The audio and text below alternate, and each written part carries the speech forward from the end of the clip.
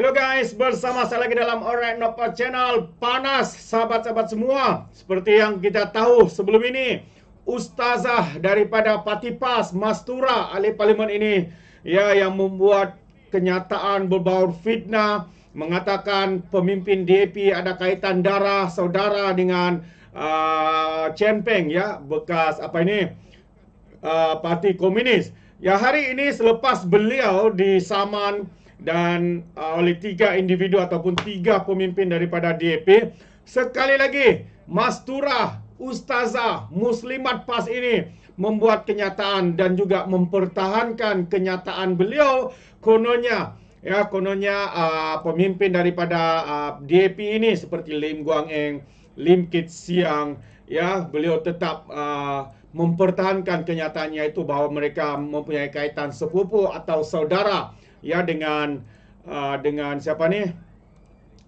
pengasas parti politik iaitu Chen Peng. So ini dia sahabat semua berita yang ataupun kenyataan terkini daripada Mastura, mengatakan kononnya, ya, sepupu, ya, Lim Kit Siang, Lim Guang Eng, punya kaitan sepupu, ya, dengan Chen Peng.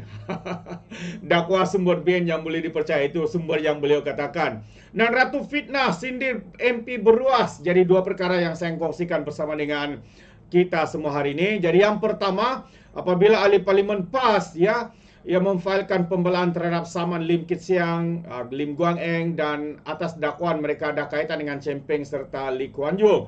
Jadi ahli parlimen kepala batas itu iaitu Siti Mastura, Ustazah, ya, Ustazah Siti Mastura Muhammad, mendakwah kenyataannya berhubung veteran DAP Lim Kit Siang ialah sepupu kepada pemimpin Parti Komunis Malaya PKM Chen Peng berdasarkan sumber politik yang dipercayai sah. Ya, ini dia dengan confident mengatakan sumber itu sah, sahabat-sahabat semua. Betapa bodohnya, betapa bobroknya. Tidakkah dia melihat senem kepada keluarga kedua-dua individu ini? Kalau Chen Peng, kalau kita tidak silap, ya, dan juga senem bagi keluarga Lim adalah Lim. Dan kalau kita lihat Chen Peng adalah Chen Peng, dia adalah satu perkara yang amat berbeza, sahabat-sahabat semua. Jadi ahli parlimen PAS itu dalam pembelaannya yang difailkan di Mahkamah Tinggi Pulau Pinang semalam terhadap saman oleh ketiga pemimpin kanan DAP berkata fakta terbabit diperoleh daripada bahan kempen Barisan Nasional dalam buku terbitan Jabatan Komunikasi Kegabungan itu, BNKOMS. Jadi benarlah, ya, bahawa dengan kebodohan, dengan kebobrokan, dia tanpa membuat penyelidikan, tanpa membuat pemeriksaan, dan yakin dengan perkara yang dibacakannya itu. Inilah kononnya punya PhD, tapi yang ada cumalah perasaan hasad dengki, sahabat semua. Dia turut memetik boleh dipercayai sama ada dakwaannya berhubung Kit Siang dan anaknya Guan Eng yang juga pengurusi DAP adalah sepupu kepada bekas Perdana Menteri Singapura Lee Kuan Yew. Sekali lagi, surname nama keluarga bagi Lee Kuan Yew, pemimpin Perdana Menteri Singapura ini, dia adalah Lee, dan mereka surname bagi Guang Eng dan Kit Siang adalah Lim. Adakah ianya sama? Sudah tentu tidak. Lee satu jalur keluarga yang berbeza dengan surname Lim yang ada, ya, kepada Guang Eng dan juga Kit Siang. Betapa bangang, betapa bodohnya orang ini, ya. Kit Siang, Guang Eng dan Kok dalam saman berasingan, mereka mendakwa Mastura membuat kenyataan berunsur fitnah, mengaitkan mereka dengan Chen Peng serta Lee. Antara lain saman itu sudah disatukan dan akan didengar di Mahkamah Tinggi Pulau Pinang. Mastura didakwa berkata pemimpin DAP menyokong, mengamal dan menyebarkan ideologi serta falsafah komunis. Dia didakwa membuat dakwaan itu dalam ceramah politik pada 4 November lalu. Kalau benarlah mereka mengamalkan falsafah seperti yang dituduh oleh Ustazah Siti Mastura ini, maka parti DAP ini sudah lama, ya, sudah lama diharamkan dalam negara kita. Tetapi kenapa tidak diharamkan? Kerana mereka mengikut lunas-lunas perundangan dalam negara kita, sahabat-sahabat semua. Jadi jelas ini adalah satu permainan fitnah yang dilemparkan oleh Ustazah Siti Mastura ini. Itu pandangan saya, sahabat semua. Jadi Mastura didakwa berkata pemimpin DAP menyokong, mengamal, menyebarkan ideologi seperti yang dikatakannya itu.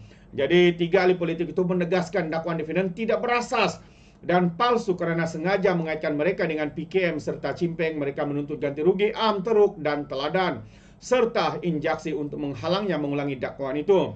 Mastura berkata sumber itulah entiti yang memainkan peranan penting untuk menyampaikan dasar serta agenda BN kepada ahli dan rakyat. Justru dia percaya maklumat diperoleh daripada buku itu adalah salah, adalah sah.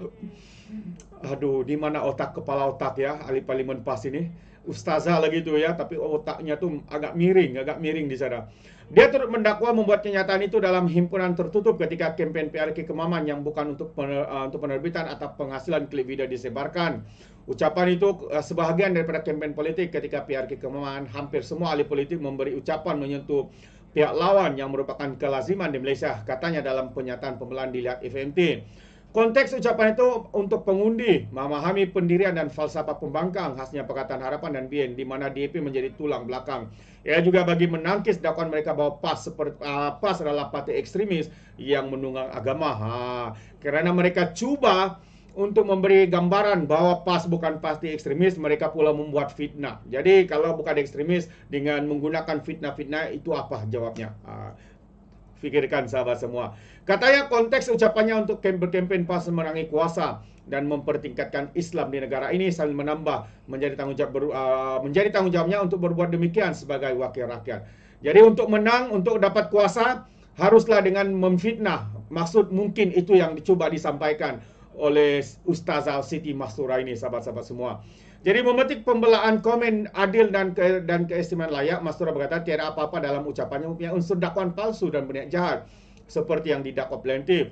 Jadi berhubung video tular ucapannya, katanya bukan dirinya atau mana-mana ejennya yang menyunting atau mengarahkan video itu dihasilkan selain dirinya bukan pemilik akaun TikTok Kopi Tarik 24 yang dipetik plaintiff.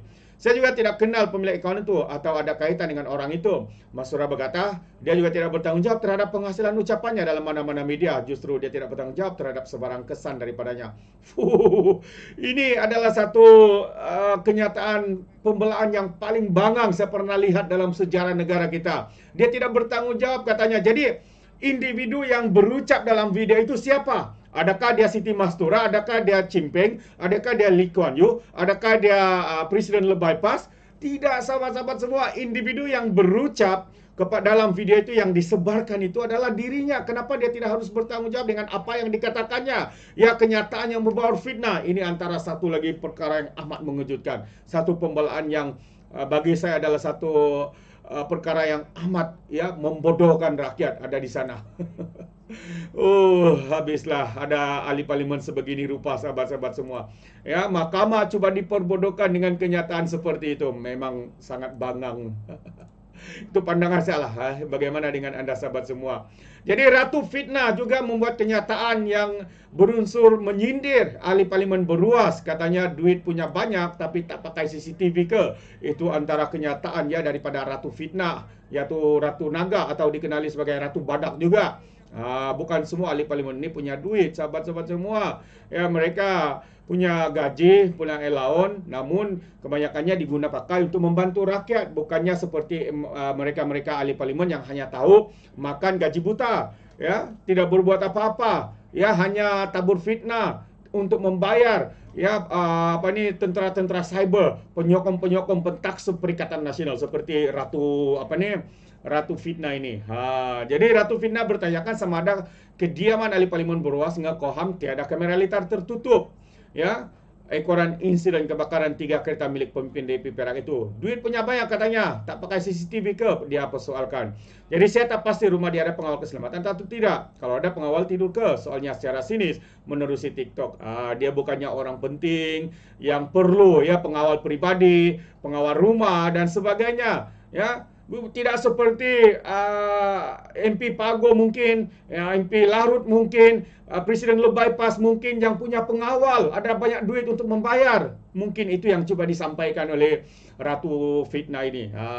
Dalam pada masa yang sama penyedia kandungan TikTok Pro Perikatan Nasional itu turut mengimbas kembali jumlah aset yang dimilikinya berjumlah lebih 75 juta pada 2018. Ya, 75 juta itu aset yang kita tidak tahu berapa banyak uang cairnya. Memang pandai ya mereka ini untuk memusingkan dan menjadikan isu ini sebagai isu polemik politik dan sebagainya. Macam-macam lah. Katanya Ngkoham adalah ahli parlimen paling kaya dalam DAP. Paling kaya. Yang kita tahu yang paling kaya itu adalah Tun Daim, Tun Mahathir dan sebagainya. Kedua, kawasan kediamannya adalah kawasan elit yang ada kawasan keselamatan. Sukar untuk keluar, sukar untuk masuk katanya. Ya. Adalah sangat tidak logik jika orang sewenang-wenang mencampak bom dan belah pergi. Tak logik, kata Ratu Naga, atau nama sebenarnya Ratu, malas tak mau sebut nama dia tu ya. Sebab itu dia menegaskan bahawa insiden khianat menggunakan bom petrol atau melekat hotel di kediamannya pada jam 3 pagi itu tidak memberi manfaat kepada Perikatan Nasional, katanya. Memang tidak memberi manfaat kepada Perikatan Nasional, tetapi mungkin kerana adanya ajaran sesat, menghasut, membenci, sehingga akhirnya perkara-perkara ini boleh berlaku. Itu pandangan saya sahabat semua. Jadi terima kasih, sampai di sini saja. Ini dia dua individu wanita yang ada dalam pembangkang seorang ahli parlimen yang mempunyai PhD, tetapi otaknya tidak tahu entah ke mana ya, hanya menggunakan otak di lutut mungkin. Ya, kononnya apa yang dibaca video ya ataupun bahan yang dikatakannya itu benar tanpa membuat periksa terlebih dahulu. Dan seorang ini pula cuba mempolemikkan isu ini, mencari berita sensasi ya, dengan membuat sindiran kononnya mana yang paling banyak duit. Tapi mereka lah yang paling banyak duit ya. Selalu kalah saman fitnah, tapi ada juga duit untuk membayar. Dari mana datang duit itu? Itu persoalan yang menarik untuk kita pikirkan sahabat-sahabat semua. Jadi terima kasih. Sekiranya Anda mau berikan sebarang komen, Anda boleh berikan di dalam ruangan komen, tapi ingat komen dengan cara berhemah. Terima kasih, izinkan saya untuk mengundurkan diri. Dan seperti biasa, peribahasa mengatakan, tak apapun kangkap, 2 ton keinginan. Dalam bahasa Melayunya, tepuk dada, tanya selera. Sekian saja daripada Alright Dapat Channel. Kita berjumpa lagi. Bye-bye.